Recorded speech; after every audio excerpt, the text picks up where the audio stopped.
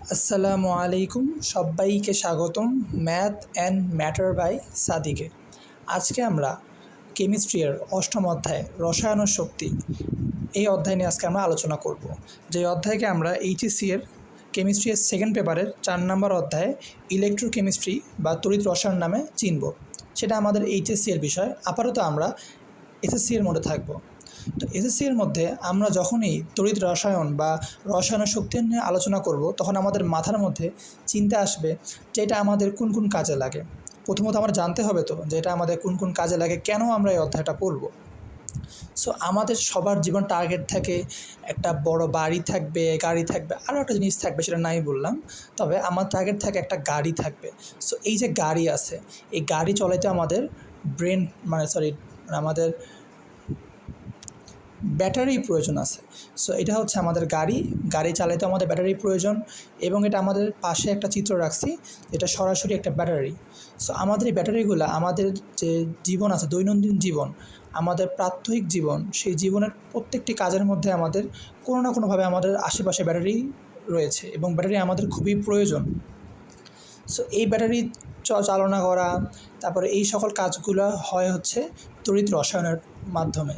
তো সেই জন্য আমাদের তড়িৎ রসায়ন জানতে হবে। এখন আমাদের আলোচ্য বিষয় হচ্ছে আজকের ইলেকট্রোকেমিক্যাল সেল বা তড়িৎ রাসায়নিক কোষ। এই তড়িৎ রাসায়নিক কোষ আবার দুই প্রকার, একটা হচ্ছে গ্যালভ্যানিক সেল, একটা হচ্ছে ইলেকট্রোলাইটিক সেল। এটা হচ্ছে গ্যালভ্যানিক কোষ, এটা হচ্ছে আমাদের তড়িৎ বিশ্লেষ্য কোষ। সো আমরা আজকে দুইটা কোষ নিয়ে আলোচনা করব। তবে আজকে আমাদের ভিডিওর মধ্যে গ্যালভ্যানিক সেল তো থাকবেই, কিন্তু ইলেকট্রোলাইটিক সেল বা তড়িৎ বিশ্লেষ্য কোষের দুই ধরনের বিক্রিয়া আমাদের এসএসসি লেভেলের মধ্যে আছে। একটা হচ্ছে গলিত সোডিয়াম ক্লোরাইড বা ম্যাগনেসিয়াম ক্লোরাইড বা ক্যালসিয়াম ক্লোরাইডের তড়িৎ বিশ্লেষণ, অথবা আমাদের আসতে পারে গাঢ় সোডিয়াম ক্লোরাইড বা ম্যাগনেসিয়াম ক্লোরাইডের তড়িৎ বিশ্লেষণ। সো আমাদের তড়িৎ বিশ্লেষণ আসে দুইভাবে, একটা গলিত, একটা গাঢ়। আজকে আমরা শুধুমাত্র গলিত সোডিয়াম ক্লোরাইডের বা ম্যাগনেসিয়াম ক্লোরাইডের তড়িৎ বিশ্লেষণটা আমরা শিখব। নেক্সট ভিডিওর মধ্যে আমরা গাঢ় সোডিয়াম ক্লোরাইডের তড়িৎ বিশ্লেষণ শিখব। সাথে আমরা শিখব ইলেকট্রোপ্লেটিং, তারপরে ড্রাই সেল, এই বিষয়গুলো আমরা সামনের ক্লাসে শিখব। সো এই অধ্যায়ে আমরা মোট দুইটা ক্লাস দিব। ফার্স্ট ক্লাসে আমরা আজকে এই গ্যালভ্যানিক সেল এবং ইলেকট্রোলাইটিক সেল শিখব। সেকেন্ড ক্লাসে আমরা গাঢ় সোডিয়াম ক্লোরাইড তড়িৎ বিশ্লেষণ শিখব, সাথে ইলেকট্রোপ্লেটিং, ড্রাই সেল এবং নিউক্লিয়ার বিক্রিয়া আছে, এগুলো আমরা শিখব। সো এই অধ্যায়ের মধ্যে আরেকটি টপিক থাকে, যেটা হচ্ছে বন্ধন শক্তি। আশা করি আমরা সবাই বন্ধন শক্তির অঙ্কগুলো পারি, সেই জন্য এই টপিকটা আমরা আপাতত স্কিপ করব। আমরা বাকি যে ইম্পর্টেন্ট টপিকগুলো আছে সেগুলো নিয়ে আমরা আলোচনা করব। তাহলে চলুন ভিডিওটা শুরু করা যাক। এখানে আমাদের দুই ধরনের চিত্র আছে। উপরের চিত্রটা হচ্ছে আমাদের ইলেকট্রোলাইটিক সেল বা তড়িৎ বিশ্লেষ্য কোষ, আর নিচেরটা হচ্ছে আমাদের গ্যালভ্যানিক কোষ। সো প্রথমে আমরা কিছু বেসিক জিনিস জানবো, যেগুলো আমাদের বুঝতে এবং এই কোশ্চেনগুলো সলভ করার সময় সাহায্য করবে। প্রথমত, তড়িৎ বিশ্লেষ্য কোষ এবং গ্যালভ্যানিক কোষ বোঝার জন্য আমরা দুজন মানুষের কথা চিন্তা করব। একজন হচ্ছে হুমায়রা, আরেকজন হচ্ছে শেখ হুমায়রা। দুজন মানুষের নামের মিল থাকলেও তারা কিন্তু এক না, এটা আমাদের কনফিউজ করে। সেম আমাদের এটা কনফিউজ করে যে গ্যালভ্যানিক কোষ এবং তড়িৎ বিশ্লেষ্য কোষের মধ্যে অ্যানোড কোনটা, ক্যাথোড কোনটা। সো সেরকমভাবে আমরা ভাবতে পারি যে হুমায়রা এবং শেখ হুমায়রা। সো যে হুমায়রা আছে, সে হচ্ছে খুবই পড়াশোনা করে, তাকে বলতে হয় না যে তুমি পড়াশোনা করো, সে নিজে থেকে পড়াশোনা করে। অন্যদিকে শেখ হুমায়রা, সে নিজে ঠিকমতো পড়ে না, তাকে বলতে হয় যে মা তুমি পড়তে বসো, তাহলেই সে পড়তে বসে। মানে তাকে অর্ডার না করলে সে নিজে পড়তে বসে না। সো আপনাদের মধ্যে যারা যারা নিজেরা কাউকে তাদেরকে না বলে যারা নিজেরাই পড়াশোনা করেন, তারা কমেন্ট সেকশনের মধ্যে বলেন। আর যাদেরকে মারধর করে কিংবা বকাঝকা দিয়ে পড়তে বসতে বলা হয়, তারাও নিজেদের বলতে পারেন, সমস্যা নেই। সো মূল কথা আমাদের পড়তেই হবে। সো আমাদের এখন যে বিষয়টা, এই যে গ্যালভ্যানিক কোষ এবং তড়িৎ বিশ্লেষ্য কোষ, এর মধ্যে দেখা যায় যেটা আমাদের গ্যালভ্যানিক কোষ, সে নিজে থেকেই বিক্রিয়া করে। অর্থাৎ সে কিন্তু হুমায়রার মতো, তাকে কিন্তু বলতে হয় না যে তুমি বিক্রিয়া করো, সে নিজে থেকেই বিক্রিয়া করে। অন্যদিকে আমাদের যে তড়িৎ বিশ্লেষ্য কোষ আছে, তাকে বলতে হয়, তাকে অর্ডার দিতে হয় তুমি পড়াশোনা করো কিংবা তুমি বিক্রিয়া করো, তখন সে বিক্রিয়া করে। এটা বলার কারণ হচ্ছে আমাদের যে তড়িৎ বিশ্লেষ্য কোষ আছে, এর মধ্যে আমাদের ব্যাটারি যুক্ত করতে হয়। অর্থাৎ আমাদের বাহির থেকে আমাদের কারেন্ট প্রোভাইড করতে হয় বা বিদ্যুৎ সরবরাহ করতে হয়, তখন এই বিক্রিয়াটা আমাদের সম্পাদিত হয়। অন্যদিকে আমাদের যে গ্যালভানিক কোষ আছে, এখানে আমাদের যে বিক্রিয়কগুলো আছে, যে দ্রবণ আছে এবং আমাদের যে পাত আছে বা প্লেট আছে, এটা বিক্রিয়া করে। এর জন্য কোনো বাইরে থেকে কোনো বাইরে থেকে বিদ্যুৎ দিতে হয় না, বরং এই বিক্রিয়ার মাধ্যমে বিদ্যুৎ উৎপন্ন হয়। তাহলে আমরা একটা জিনিস খেয়াল রাখবো যে তড়িৎ বিশ্লেষণের মধ্যে বাহির থেকে বিদ্যুৎ প্রবাহ করতে হয়, কিন্তু গ্যালভানিক কোষের মধ্যে বাইরে থেকে বিদ্যুৎ প্রবাহ করতে হয় না, বিক্রিয়ার মাধ্যমে শক্তি বা বিদ্যুৎ উৎপন্ন হয়। এবং আমাদের খেয়াল রাখতে হবে যেটা আমাদের অ্যানোড এবং ক্যাথোড, এটা নিয়ে আমাদের খুবই সমস্যা হয় যে গ্যালভানিক সেলের মধ্যে অ্যানোড প্লাস হবে নাকি মাইনাস হবে, ক্যাথোড প্লাস হবে নাকি মাইনাস হবে। এখন আমরা সেটা নিয়ে আলোচনা করব। এনাকে আমরা সবাই চিনি, ইনি হচ্ছে আমাদের আকশায় কুমার। সো এটা হচ্ছে আমাদের তড়িৎ বিশ্লেষ্য, এটা হচ্ছে আমাদের গ্যালভানিক। সো তড়িৎ বিশ্লেষণের সময় অ্যানোড অ্যানোডে প্লাস চিহ্ন হয়, অর্থাৎ প্লাস চিহ্ন থাকলে আমরা সেটা বুঝবো অ্যানোড এবং মাইনাস চিহ্ন থাকলে আমরা বুঝবো ক্যাথোড। আর যখনই হঠাৎ করে আমাদের সিচুয়েশন চেঞ্জ হয়ে যায়, তখন আমাদের গ্যালভানিক সেলের কথা মনে পড়ে। গ্যালভানিক সেলের মধ্যে অ্যানোড হবে মাইনাস এবং ক্যাথোড হবে প্লাস। সো মাইনাস প্লাস দিয়ে আমরা কি আসলে মনে রাখতে পারবো? না, আমাদের অনেক সময় কনফিউশন হইতেই পারে, পরীক্ষার হলের মধ্যে এরকম কনফিউশন আমরা হইতেই পারি। সো আমাদের একটা জিনিস মনে রাখতে হবে, জারণ এবং বিজারণ, যেটা আমরা এর আগে ক্লাসে শিখে আসছি। সো জারণ সবসময় কোথায় হবে? জারণ আমাদের হবে অ্যানোডে। সো আমরা অ্যানোড চিনব কীভাবে? জারণ দেখব, যার জারণ হচ্ছে সে হচ্ছে অ্যানোড, আর যার বিজারণ হচ্ছে সে হচ্ছে ক্যাথোড। যার বিজারণ হবে সে হচ্ছে আমাদের ক্যাথোড।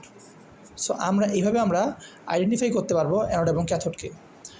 তাছাড়া আমরা যদি প্লাস মাইনাস দিয়ে চিহ্নিত করতে চাই, সেক্ষেত্রে আমাদের অনেক সময় প্রবলেম হতে পারে। সো আমরা সহজে মনে রাখবো, তড়িৎ বিশ্লেষক কোষ হোক কিংবা গ্যালভানিক কোষ হোক, অ্যানোড হবে জারণে আর ক্যাথোডে হবে হচ্ছে বিজারণ। এখন আমরা তড়িৎ বিশ্লেষ্য সম্পর্কে জানব। সো আমরা মনে করি এটা একটা তড়িৎ বিশ্লেষ্য কোষ। সো এই তড়িৎ বিশ্লেষ্য কোষের মধ্যে আমাদের বোঝার জন্য আমরা মনে করি এটা একটা দ্রবণ আছে, সেটা হচ্ছে A+B-। এটা কি? আমাদের ক্যাটায়ন, বি হচ্ছে অ্যানায়ন। সো দুইটা আয়ন আমাদের যুক্ত আছে, এটা একটা দ্রবণ আমাদের। এর দুই পাশে আমরা দুইটা তড়িৎদ্বার নিছি, আমরা তড়িৎদ্বার নিছি এবং সেই তড়িৎদ্বারকে আমরা ব্যাটারির ধনাত্মক প্রান্তের সাথে যুক্ত করছি এবং ঋণাত্মক প্রান্তের সাথে আমরা যুক্ত করছি। সো আমরা দেখতে পাচ্ছি এই তড়িৎদ্বারের মধ্যে কোনো চার্জ নাই, কোনো প্লাস চিহ্ন বা মাইনাস চিহ্ন, কোনো চার্জ নাই। তাহলে এরা কি কোনো বিক্রিয়া করতে পারবে? দ্রবণের মধ্যে আমাদের যে দ্রবণটা আছে সেটা কি কোনো বিক্রিয়া করতে পারবে? কোনো বিক্রিয়া করতে পারবে না। সেই জন্য আমরা এটাকে ব্যাটারির সাথে যুক্ত করছি। যখনই আমরা এখানে ব্যাটারির সাথে যুক্ত করছি, তখন আমাদের যে ব্যাটারির যে বড় দাগ আছে সেটা হচ্ছে আমাদের প্লাস, এবং যেটা আমাদের ছোট দাগ সেটা হচ্ছে মাইনাস। সো ব্যাটারির সাথে যুক্ত করার ফলে এই যে প্লাস চিহ্ন আছে, ধনাত্মক যে চার্জটা আছে, সেটা এই পুরা পাতের মধ্যে বা প্লেটের মধ্যে চলে যায়, তখন এটা পুরোটাই পজিটিভ হয়ে যায়, এটা আমাদের পজিটিভ হয়ে যায়। আর আমরা খেয়াল করছিলাম যে যখন পজিটিভ হবে, সেটা তড়িৎ বিশ্লেষণের মধ্যে যখন পজিটিভ হবে সেটা হচ্ছে আমাদের অ্যানোড। সো আমরা এটাকে চিনব অ্যানোড হিসাবে। মনে রাখবো, তড়িৎ বিশ্লেষণের সময় যেটা ধনাত্মক সেটা হচ্ছে অ্যানোড, আর এটা যেহেতু মাইনাস যুক্ত আছে, সো এটা মাইনাস হবে। So minus minus minus minus. So এই যে মাইনাসগুলো আছে, এটা হচ্ছে ক্যাথোড। এটা আমরা খুব সহজ চিনতে পারছি। সো আমাদের যেহেতু পজিটিভ যুক্ত আছে সেই জন্য পজিটিভ, মাইনাসের যুক্ত আছে সেই জন্য এটা মাইনাস। সো এখন আমরা এখান থেকে দেখতে পারবো যে A+ আর B- যে আয়নগুলো আছে, এরা মুভমেন্ট বা চলাচল করতে পারবে। এখন আমাদের দুই ধরনের রিয়াকশন হবে, একটা ক্যাথোডের রিয়াকশন হবে, একটা অ্যানোডের রিয়াকশন হবে। সো আমরা একটা জিনিস খেয়াল রাখবো যে তড়িৎ বিশ্লেষণের সময় আমাদের ক্যাথোড এবং অ্যানোড কিন্তু চেঞ্জ হবে না, অর্থাৎ আমাদের ক্যাথোডে হবে বিজারণ, অ্যানোডে হবে জারণ, যেটা আমরা প্রথমেই দেখে আসছি যে অ্যানোডে হবে জারণ, ক্যাথোডে হবে বিজারণ। এখন কথা হচ্ছে এটা A+, এটা B-। এখন আমাদের এটা প্লাস, এটা মাইনাস। আমরা জানি প্লাস মাইনাসকে আকর্ষণ করে, সেই জন্য আমাদের মাইনাস যে বি আছে সে যাবে অ্যানোডের কাছে, এবং যে A+ আছে সে যাবে মাইনাসের কাছে। আর এখানে আমাদের এই A+ যাচ্ছে ক্যাথোডের কাছে আর B- যাচ্ছে অ্যানোডের কাছে। তার মানে আমাদের যে B- আছে সে ইলেকট্রন ত্যাগ করবে এবং A+ সে ইলেকট্রন গ্রহণ করবে। এটা আমরা আরেকভাবেও খেয়াল করতে পারি যে আমরা মনে করলাম এই যে A+ আছে সে কিন্তু অলরেডি ইলেকট্রন ত্যাগ করছে, সে যদি আরও ইলেকট্রন ত্যাগ করে সে তো নাই হয়ে যাবে, সেই জন্য সে কী করবে? ইলেকট্রন গ্রহণ করবে। সে ইলেকট্রন গ্রহণ করে কী হবে? মুক্ত এতে পরিণত হবে। তার মানে যে এ প্লাস আছে, যে ধনাত্মক আগে থেকে আছে, সে একটা ইলেকট্রন গ্রহণ করবে, আর যে মাইনাস আছে সে তো একটা ইলেকট্রন গ্রহণ করছে, তাহলে সে ত্যাগ করবে। এভাবে আমরা মনে রাখতে পারি। কিংবা আমরা জানি যে অ্যানোডে হবে জারণ, ক্যাথোডে হবে বিজারণ। সো এখন আমরা দেখতে পাচ্ছি বি মাইনাস যাচ্ছে অ্যানোডের কাছে, এ প্লাস যাচ্ছে ক্যাথোডের কাছে। আমরা প্রথমে লিখছি ক্যাথোডে বিক্রিয়া, তার মানে ক্যাথোডে বিজারণ বিক্রিয়াটা হবে। সো আমরা এখানে লিখব এ, আমাদের এ উৎপন্ন কীভাবে হবে, যখন আমাদের এখানে এ প্লাস মানে এ আয়ন যেটা, সেটার সাথে আমরা যখন এটা ইলেকট্রন গ্রহণ করবে, সো যখন সে ইলেকট্রন গ্রহণ করবে তখনই সে এতে পরিণত হইতে পারবে। এরপরে আমরা দেখব অ্যানোডের জারণ বিক্রিয়া। এখন আমাদের এই বি মাইনাস সে তো ইলেকট্রন ত্যাগ করবে, তাহলে সে কী করবে, আমাদের বি মাইনাস সে ইলেকট্রন ত্যাগ করবে। সে ইলেকট্রন ত্যাগ করে এইভাবে ইলেকট্রন ত্যাগ করবে। এটা হয়ে গেল আমাদের অ্যানোড রিয়াকশন। তাহলে ব্যাটারির সাথে থাকার কারণে এই বিক্রিয়াটা হয়েছে, সেই জন্য এটা কিন্তু স্বতঃস্ফূর্ত বিক্রিয়া নয়, এটা নিজে থেকে বিক্রিয়া করে নেয়। এটা হচ্ছে সে ঘুমাইলের মতো, তার মানে সে অলস, সে ঠিকমতো পড়াশোনা করতে চায় না, তাকে জোর করে পড়ানো হয়। সেই রকম এখানে বিদ্যুৎ দিলে অর্থাৎ কারেন্ট দিলেই এই বিক্রিয়া সম্পূর্ণ হয়, কারেন্ট না দিলে এই বিক্রিয়া সম্পূর্ণ হয় না। তার মানে শক্তি দিলে আমাদের অ্যানোড হবে, মানে শক্তি দিলে আমার তড়িৎ বিশ্লেষণ বিক্রিয়া হবে, আর আমরা শক্তি যদি না দিই তাহলে আমাদের তড়িৎ বিশ্লেষণ বিক্রিয়াটা সম্পূর্ণ হবে না। এখন আমরা দেখব আমাদের একটা উদাহরণের মাধ্যমে।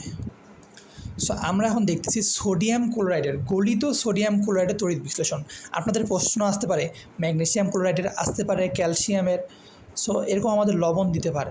সো আমরা এখন দেখব সোডিয়াম ক্লোরাইডের তড়িৎ বিশ্লেষণ। এখন সোডিয়াম ক্লোরাইড কিন্তু দ্রবণ, এর মধ্যে আমরা অ্যানোডের ধনাত্মক প্রান্ত যুক্ত হয়েছে, ক্যাথোডের ঋণাত্মক প্রান্ত যুক্ত হয়েছে, আর আমরা দ্রবণ কি সোডিয়াম প্লাস আর ক্লোরিন মাইনাস। এখন আমরা জানি প্লাস যাবে মাইনাসের কাছে, মাইনাসকে ক্যাথোড, আর ক্লোরিন হচ্ছে মাইনাস, সে যাবে প্লাসের কাছে, তার মানে অ্যানোডে। আর আমরা জানি, জন্ম থেকে জানি যে অ্যানোডে হয় জারণ, ক্যাথোডে হয় বিজারণ। তাহলে আমরা জারণ বিক্রিয়াটা দেখব। তাহলে জারণ কার হবে, ক্লোরিনের হবে, কারণ ক্লোরিন সে তো ইলেকট্রন আগে থেকেই গ্রহণ করে রাখছে, তাহলে তাকে এখন ত্যাগ করতে হবে। তাহলে আমরা লিখব এই যে ক্লোরিন আয়ন, সে কী করবে, বিক্রিয়া করবে, বিক্রিয়া করে কি উৎপন্ন করবে, আমাদের ক্লোরিন উৎপন্ন করবে, তাহলে সে কী করবে, ইলেকট্রন ত্যাগ করবে। এখন আমরা এখানে ক্লোরিনের সমতা করার জন্য এখানে হাফ ইন্টু Cl2 দিলাম, হাফ ইন্টু Cl2 দিলাম, তাহলে 2 কাটলে আমাদের Cl থাকবে, সাথে আমাদের এখানে যুক্ত হবে ইলেকট্রন, তার মানে এটা হচ্ছে আমাদের জারণ বিক্রিয়া। সো আমরা লিখব Cl মাইনাস এটাকে বিক্রিয়া করে half into Cl2 plus electron, তার মানে সে কী করলো, ইলেকট্রন ত্যাগ করছে, ইলেকট্রন ত্যাগ করছে, সেটা আমাদের জারণ বিক্রিয়া। এখন আমরা দেখব বিজারণ বিক্রিয়া, যেটা আমাদের ক্যাথোডে সম্পূর্ণ হবে। এখানে আমাদের সোডিয়াম থাকতে পারে, ম্যাগনেসিয়াম থাকতে পারে, ক্যালসিয়াম থাকতে পারে। তো আমাদের ম্যাগনেসিয়াম কিন্তু 2টা ইলেকট্রন, ক্যালসিয়াম আমাদের 2টা ইলেকট্রন ত্যাগ করে, 2টা ইলেকট্রন ত্যাগ করে, কিন্তু এটা যেহেতু বিজারণ বিক্রিয়া তাহলে আমাদের 2টা ইলেকট্রন গ্রহণ করবে। ম্যাগনেসিয়াম থাকলে 2টা ইলেকট্রন গ্রহণ করবে, ক্যালসিয়াম থাকলে 2টা ইলেকট্রন গ্রহণ করবে, কিন্তু সোডিয়াম একটা ইলেকট্রন গ্রহণ করবে। তাহলে আমরা লিখব সোডিয়াম আয়ন প্লাস একটা ইলেকট্রন, ইলেকট্রন বিক্রিয়া করে কি করবে, সোডিয়ামে পরিণত করবে, যেটা আমার ক্যাথোডে সম্পন্ন হচ্ছে। তাহলে ক্যাথোডে হচ্ছে বিজারণ, অ্যানোডে হচ্ছে জারণ। এই ক্লোরিন মাইনাস আমাদের মানে ক্লোরিন অ্যানায়নটা, সেটা আমাদের ক্লোরিন তৈরি করতেছে, আর আমাদের এই সোডিয়াম প্লাসটা যেটা আমাদের আগে থেকে চার্জ, সেটা আমাদের সোডিয়াম উৎপন্ন করতেছে। সো আশা করি আমরা গলিত সোডিয়াম ক্লোরাইডের তড়িৎ বিশ্লেষণটা আমরা বুঝতে পারছি। পরীক্ষা আমাদের ম্যাগনেসিয়াম কিংবা ক্যালসিয়াম থাকলে আমরা সেমভাবে করব, জাস্ট আমাদের এখানে ম্যাগনেসিয়াম লিখব, এবং ম্যাগনেসিয়াম 2টা ইলেকট্রন গ্রহণ করবে, ক্যালসিয়ামও 2টা ইলেকট্রন গ্রহণ করবে। সো আশা করি আমাদের এখন থেকে আর গলিত তড়িৎ বিশ্লেষণের সমস্যা হবে না। নেক্সট ক্লাসে আমরা গাঢ় সোডিয়াম ক্লোরাইডের তড়িৎ বিশ্লেষণ শিখব।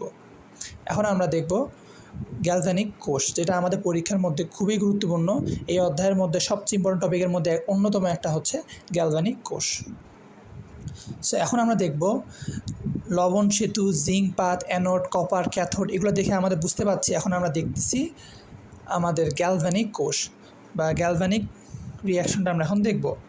তো আমাদের পরীক্ষার মধ্যে কোশ্চেন আসতে পারে জিঙ্ক প্লাস কপার সালফেট, আমরা একটা বিক্রিয়া লিখব, জিঙ্ক প্লাস কপার সালফেট। এই রিয়াকশনে কি উৎপন্ন হবে, জিঙ্ক সালফেট প্লাস কপার, সেটা আমাদের এখানে উৎপন্ন হচ্ছে। সো আমাদের একটা দ্রবণ হবে জিঙ্ক সালফেট, একটা হবে কপার সালফেট। সো এই দুটো দ্রবণের মধ্যে আমরা দেখব আমাদের গ্যালভানিক কোষটা। সো আমাদের এখানে একটা দুইটা আমরা পাত নিব। আমাদের যেই পাশে থাকবে জিঙ্ক সালফেট, সেই পাশে আমরা জিঙ্কের পাত নিব। এখন আমরা কেন জিঙ্কের পাত নিছি, আমরা কেন নিইনি আমরা প্লাটিনামের পাত নিতে পারতাম, সেটা আমরা কেন নিইনি, আমরা কেন জিঙ্কের পাতই আমরা নিছি জিঙ্ক সালফেটের দ্রবণে? কারণ আমাদের একটা জিনিস খেয়াল রাখতে হবে, এটা হচ্ছে গ্যালভানিক কোষ, আর গ্যালভানিক কোষের মধ্যে আমাদের বাইরে থেকে কোনো বিদ্যুৎ দিতে হয় না, বরং বিক্রিয়কের মাধ্যমে, অর্থাৎ এই বিক্রিয়ার মাধ্যমে বিদ্যুৎ উৎপন্ন হয়। আর সেটা উৎপন্ন হওয়ার জন্য এর মধ্যে অবশ্যই কারেন্ট প্রবাহ হইতে হবে। তার জন্য আমরা একটা জিনিস খেয়াল রাখবো, একটা বেসিক জিনিস, যে আমরা যদি একটা কপারের দ্রবণ নিই, এটা একটা কপারের দ্রবণ, এবং সেখানে আমরা যদি কপারের যে একটা আমরা দণ্ড নিই, তাহলে এখানে একটা বিভব উৎপন্ন হবে। বিভব, এখানে ভোল্টেজ তৈরি হবে। ভোল্টেজ তৈরির মাধ্যমে আমাদের এই যে দ্রবণ থাকবে সেটা চলাচল করতে পারবে। সেই জন্য আমরা এখানে খেয়াল করবেন যে গ্যালভানিক কোষের মধ্যে আমাদের যেই দ্রবণ থাকে সেই দ্রবণের আমরা তড়িৎদ্বার ইউজ করি, সেক্ষেত্রে আমাদের এখানে বিদ্যুৎ উৎপন্ন হয়ে যায়। সো আমরা এখন দেখব এখানে যে এটা জিঙ্ক সালফেটের দ্রবণ, এটা হচ্ছে জিঙ্ক সালফেট, এবং এটা হচ্ছে আমাদের copper sulphate. Zinc sulphate, copper sulphate. এখন এই জিঙ্ক সালফেটের মধ্যে কি আছে আমরা এখানে দেখব। এখন জিঙ্ক সালফেট, জিঙ্ক 2 প্লাস আর সালফেট 2- আছে, এবং কপার সালফেটের মধ্যে কি আছে, কপার 2 প্লাস আর সালফেট 2-। এই চারটা আমাদের আয়ন আছে এইখানের মধ্যে, এবং লবণ শুধু আমরা পরে আলোচনা করব। প্রথমে আমরা আগে এই গ্যালভানিক সেলটা নিয়ে আমরা এখন আলোচনা করব। তো আমরা একটা জিনিস খেয়াল রাখবো, সেটা হচ্ছে যে আমাদের যে অ্যানোডে হবে জারণ বিক্রিয়া, ক্যাথোডে হবে বিজারণ বিক্রিয়া। এটা আমাদের খেয়াল রাখাই লাগবে, সেটা হোক তড়িৎ বিশ্লেষ্য কিংবা আমাদের গ্যালভানিক কোষ। সেক্ষেত্রে আমাদের খেয়াল রাখতে হবে অ্যানোডে হবে জারণ, ক্যাথোডে হবে বিজারণ।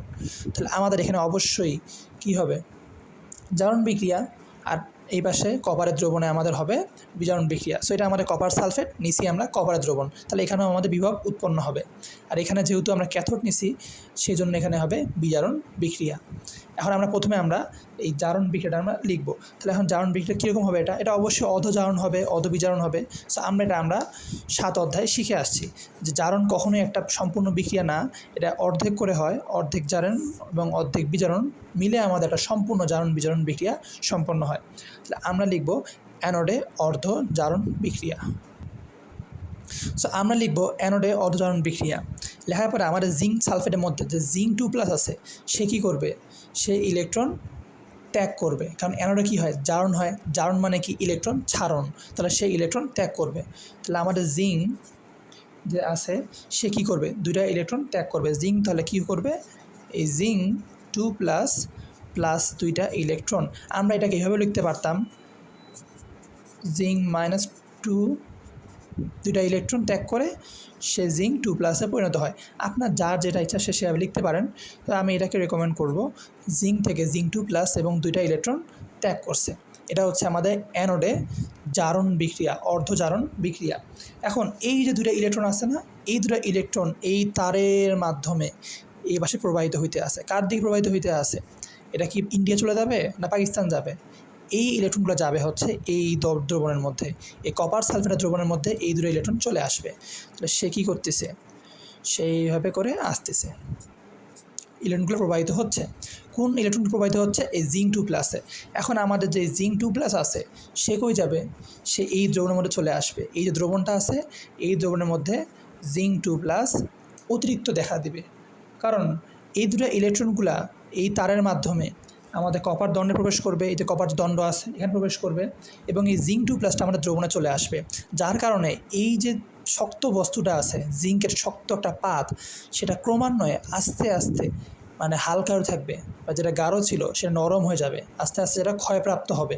আর আমাদের এই কপার সালফেটের মধ্যে এই যে কপার যে আছে সে 2টা ইলেকট্রন গ্রহণ করে সে মুক্ত কপারে পরিণত হবে। তখন দেখা যাবে এই যে দণ্ডটা আছে এটা আরও শক্ত হবে, সেটা অনেক মজবুত হবে।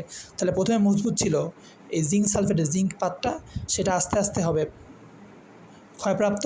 আর আমাদের কপার সালফেটের যে দ্রবণটা আছে, এই কপার সালফেটের দ্রবণের মধ্যে যে আমরা কপার পাত নিছি সেই পাতটা আরও মজবুত বা শক্ত হবে। এখন এই যে 2টা ইলেকট্রন আছে সে কে গ্রহণ করবে, সালফেট গ্রহণ করবে না, এটা গ্রহণ করবে আমাদের কপার, কারণ আমাদের কপারের মধ্যে দুইটা আয়ন আছে, একটা কপার 2+, একটা সালফেট 2-। তাহলে এখন আমাদের হবে বিজারণ বিক্রিয়া। এখন আমরা দেখব ক্যাথোডে বিজারণ বিক্রিয়া। ক্যাথোডে কী হবে, আমাদের এই কপার 2+ যে আছে, কপার সালফেটের দ্রবণে কী ছিল, কপার 2+, সালফেট মাইনাস।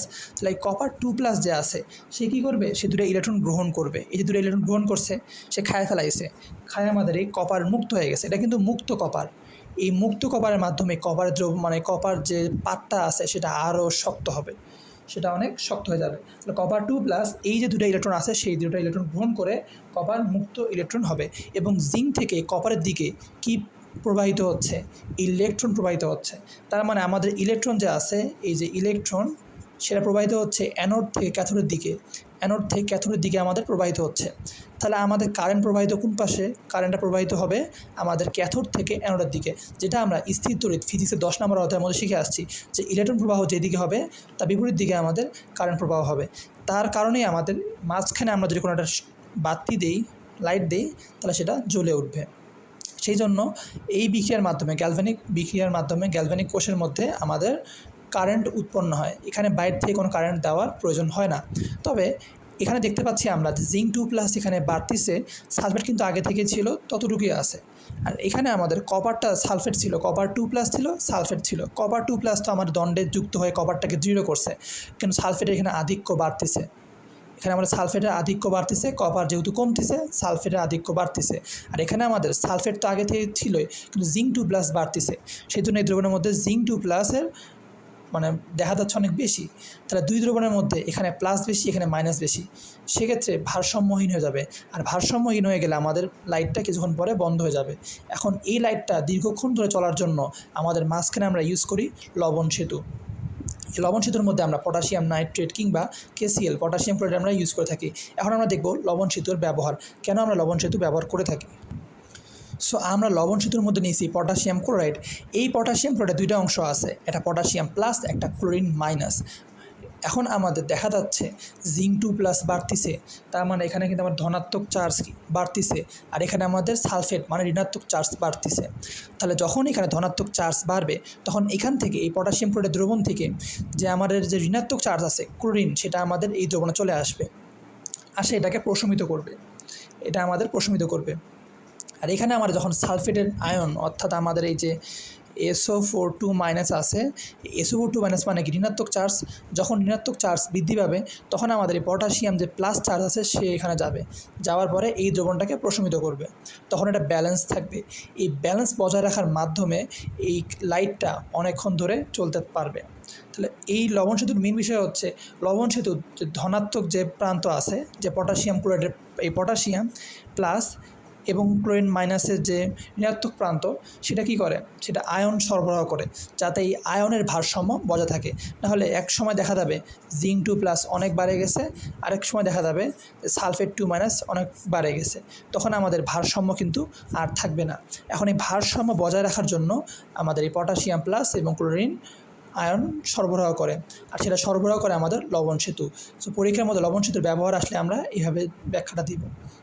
সো আশা করি আপনাদের এখন থেকে আর তড়িৎ বিশ্লেষণ, গলিত সোডিয়াম ক্লোরাইড বা ম্যাগনেসিয়াম ক্লোরাইড বা ক্যালসিয়াম ক্লোরাইড এরকম যে কোনো গলিত তড়িৎ বিশ্লেষণ আসলে আপনারা পারবেন। এবং যদি আসে গ্যালভানিক কোষের তড়িৎ বিশ্লেষণ, গ্যালভানিক কোষের বিক্রিয়া, তাহলে সেক্ষেত্রে আপনাদের আর কোনো সমস্যা হবে না। এখন আমরা নেক্সট ক্লাসের মধ্যে দেখব গাঢ় সোডিয়াম ক্লোরাইড তড়িৎ বিশ্লেষণ, ইলেকট্রোপ্লেটিং, ড্রাই সেল এবং নিউক্লিয়ার বিক্রিয়াগুলো। সো আপনাদের সবাইকে ধন্যবাদ ভিডিওটি সম্পূর্ণ দেখার জন্য। আসসালামু আলাইকুম ওয়া রাহমাতুল্লাহি ওয়া বারাকাতুহু।